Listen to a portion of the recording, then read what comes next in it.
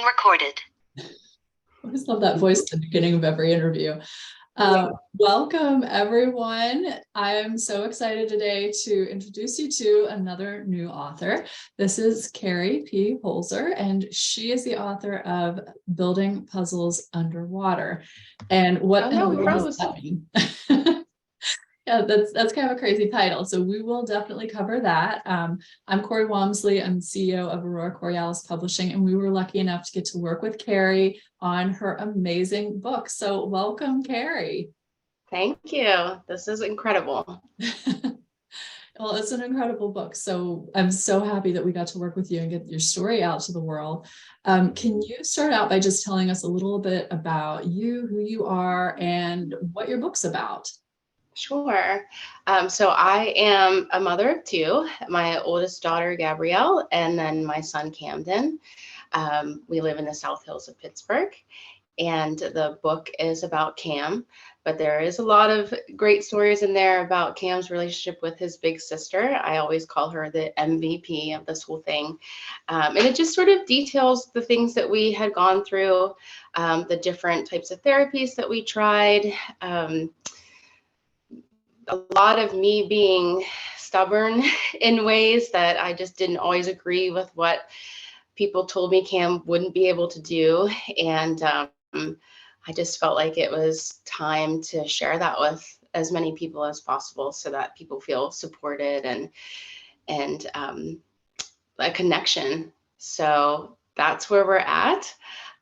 Very excited. My phone is going crazy today with launch day. So it's been a busy morning. I'm sure it is.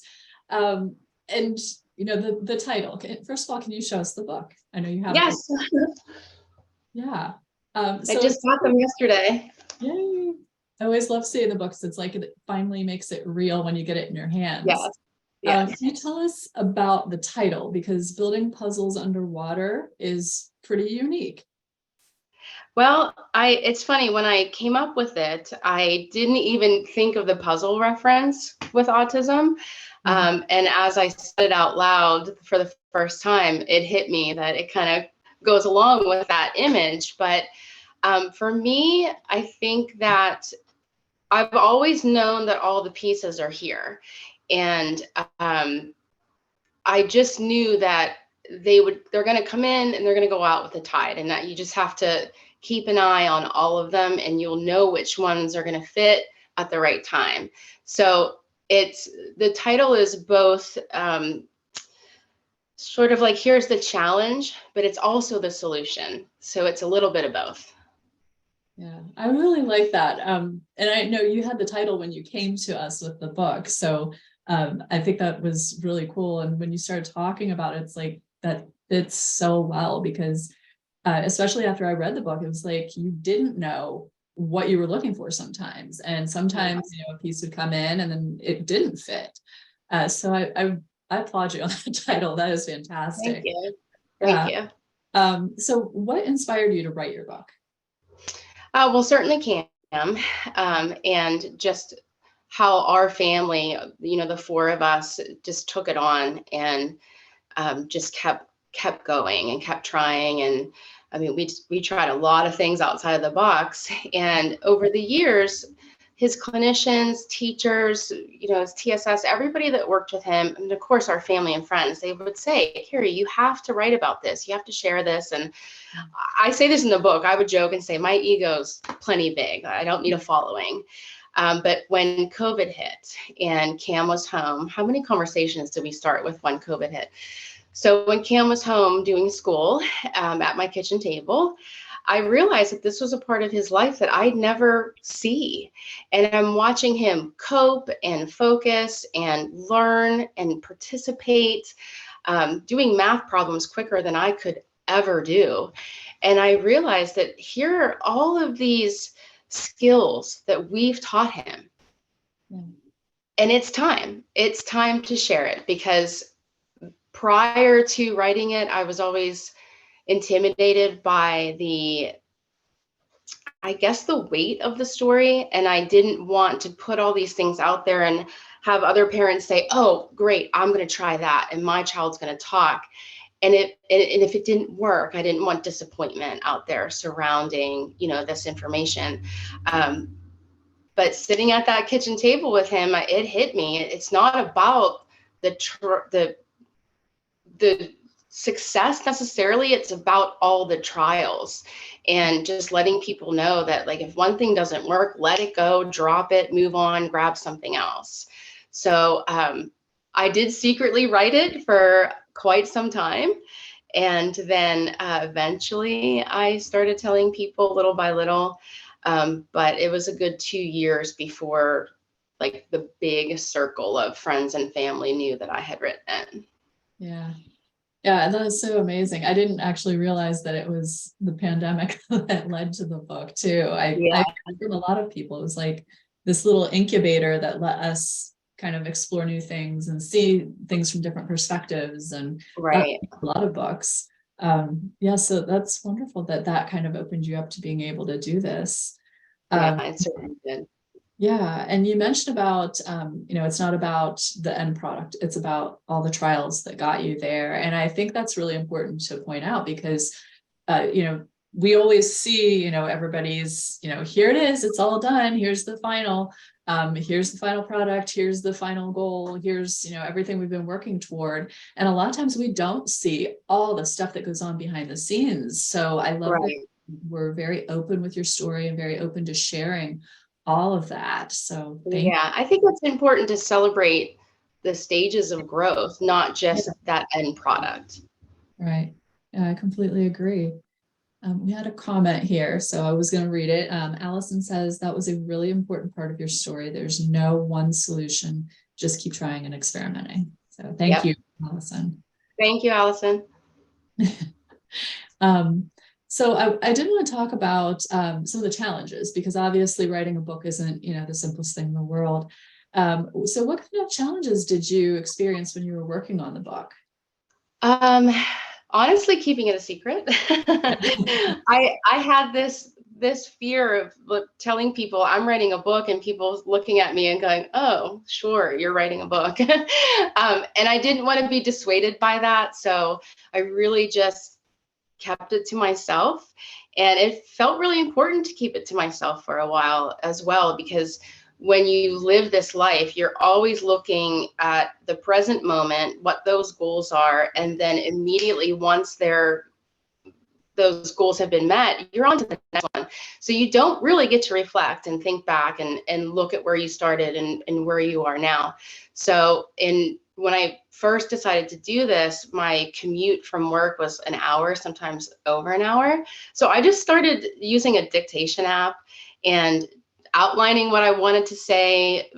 I had threw some stories in there that I knew I had to include in the book because they're, especially the funny ones, of course. So I have to say, writing it wasn't necessarily a challenge. It was keeping it to myself, because the more I got into it, the more I realized, like, wait, I'm actually writing a book. Yeah. So that for me was the biggest challenge. Yeah, and I understand that too. Before I had published my books, I had the same sort of thing. If I said to somebody like, "Oh, I'm working on some books," or I want to get this published," there was always that eye roll. Oh yeah, everybody wants to be an Yeah, author. And right. then once you get to the end of it, you're like, "Oh, hey, I am." Yeah, yeah. I So, mean, I'm almost there. You and Kelly and Allison and everybody, Karen, like, you guys have helped me sort of get a little step or two past the imposter syndrome. yeah, But also the reviews that everybody has added to Amazon, and the reviews that made it into the book. yeah. I'm floored. I keep saying I wrote a book, like a real book. Yeah. So I'm getting there. I'm getting to the author hat. It's somewhere close by. I'm going to put it on pretty soon, I'm sure. Yeah, no, I mean, it happens to everyone. It's always a challenge to kind of get over that hump where you're like, oh yeah, I am an author. And, Yeah. once you get to, the book in your hand, like sometimes that's what it is. And other times it's like, I just sold somebody a copy of my book. And then you have that panic moment where you're like, oh my God, they're going to have to read it.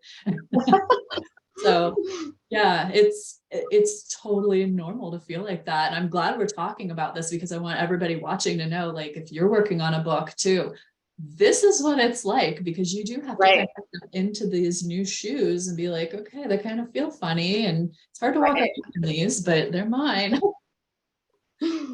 Yeah, a lot of people are saying that they want me to sign their copy, and I keep making the joke that I'll sign it J.K. Rowling, because how am I going to sign my name to as an author? But I'm gonna do it. I'm gonna make sure my signature is nice and clean. Yeah, that's always something you have to think about too. Like, what is it I want to write in the book? What's my message? I always have like a handful of them in the back of my head. Like, if this isn't like a birthday present, like, what do I put? Yeah, So that actually kind of brings me to the next thing I wanted to talk about, which is, what is the big message of the book? Like, what is it that you want people to really take away from this? I think when I first started, it was more about allowing other parents to feel comfortable in being angry sometimes, and not having to always be so stoic, and you know i'm i'm I'm a better person because I have a child with autism, and I never felt that way. I'd rather be a terrible person, to be honest, like, than have Cam have to go through all this. So when I was first searching the internet when Cam was diagnosed, I just desperately wanted somebody to say, like, yeah, this stinks. Like, what do we need to do now? This stinks. So there's a lot of that in there. But by the time I was done, I realized that maybe the bigger picture is the fact that we didn't always agree with doctors, and we didn't always agree with certain ways of doing things, or everyone wanted us to teach Cam sign language, and I told them no. So I think I'm hoping the biggest message is that if you disagree with any of those professionals, I mean, we love them all. They study hard, they've got all the books, but your child isn't in those books. Your child is in your home. So if you disagree with something, don't do it quietly. Be loud about it. That's your baby. So I'm hoping that the book empowers people to think, okay, you know what? I don't want to teach my son sign language just yet, or I don't want to try that therapy just yet. Um, and just, come out of the gate advocating. Yeah, I love that. I was actually going to comment how much I loved how open and real you were about your emotions, about, how you felt about things. And then Allison actually commented about the same thing. So I'm going to read what she had to say. Okay. And Allison edited the book. So I just wanted She did. to mention that. She had a firsthand look at how terrible I am with punctuation. I think the punctuation matters less than the storytelling, which you Yeah. on the park. So also kudos to you for the storytelling. But Allison says, I loved your honesty in the book. Other parents need to hear that. The range of emotions is normal. Thank you. I think normalizing emotions and normalizing a mess and normalizing confusion is a wonderful thing to do. So yes. And Allison says you were just fine.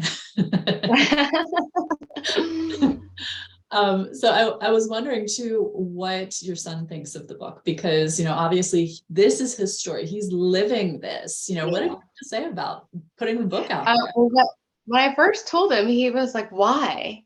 And I was like, Cam, what do you mean, why? And I do try to remind him, like, over the years, especially when he has, big triumphs, like making it, on the honors list last year, and with typical peers, like, I try to remind him, like, they told me you'd never talk, or when he talks back to me or lets a swear word slip, I was like, oh, from the boy who was never going to speak. Yeah. So at first he didn't get it. Because he's just him, is what he said. He's like, I'm just me. And I thought, wow, that was my biggest goal always for Cam, is just be comfortable with himself and unapologetic for his differences. And when he said that, I was like, oh, we're here. That goal has been met. But as we get closer, as I've shown him, when we first got the draft for the cover from Karen, I showed him that, and his eyes just got wide. And when I showed him the Amazon post, he was like, so anybody can look at it? I was like, yep, anybody. And then even when I built the website, my sister helped me build the website. It's just beautiful. Like, she did an incredible job. I showed him the little bio and I read it to him, and he looked at me, he goes, wow, thanks, Mom. As if I made it up. Like, this is you, Cam. This is you who you are. So now he's very excited. Oh, that's awesome. I'm really glad he was on board with this, because this Yeah. is Yeah. something you need I've to. made a few jokes that not quite, they might be a little bit over his head, but we'll talk about some things. And the other day I said to him, we were talking about the chapter Shit Happens. Yes. And I said, when you're 25, you can't sue me for writing about potty training. He just looked at me like, what? Aw. Yeah, I'm sure he will love it. Just don't show, potential girlfriends or anybody like Right. that. Right. Um, so, with all of these things in mind, this big story, who do you think is most going to be helped with this book? Who do you want to help with this book? Parents. I just want parents to feel connected and supported. Certainly family members, that outer circle, to kind of get a closer look behind the curtain. And recently, a teacher at one of the schools in our district, she was one of the reviewers for the book, and she had posted on social media that, every person that works with children, OT, PT, you name it, should read this book to actually see what families go through when they leave that office or when that clinician leaves their home. And I thought, yeah, she's right. She's right. I mean, if those folks have a more clear view of what happens when they leave the house, it might be a little bit easier for them to connect and listen to parents when they object to something. So I think all three of those groups would have a much better understanding and feel more connected. Yeah, that's wonderful. And I completely agree with you. It's very hard to know what's going on when you're not there. So I'm, again, having a parent share, hey, here's the behind the scenes. I think that's really important. So yeah. So do you have any plans to write any other books? I don't know. Everybody keeps asking me that. I said, let me get another 10 years of this life with Cam, and maybe Yeah. we'll write about his first job and his first apartment, and who knows? Sky's the Yeah. limit. But anytime soon, probably not. And I wanted to mention, I saw, I'm trying to watch stuff as it pops up. Kelly says that she loves your honesty. Carrie is so down to earth and inspirational. And Melissa Hancock commented, I'm a development therapist with early intervention. I always say a swear word counts towards vocab, especially if used in context. Yes. Love this, and my family's will too. Thank you, Melissa. I love that you shared your perspective, Melissa. Thank you. And Allison says, what an excellent use for your book. I love how new audiences and purposes emerge when you do the work on your heart. Thank you, Allison. Thank you. Yeah, so, writing a book, as we've mentioned, is not always easy. And especially when it's a story that's so close to your heart and, involves people you care about. So what would you tell others who have a challenging journey that they want to write about? I think first and foremost, to have it be conversational. I was very afraid of sort of droning on and on about certain things, especially once we got into the chapters with Cam in school, because there was I mean, I could write volumes. Yeah. So I was worried about getting to, this happened and this happened and this happened.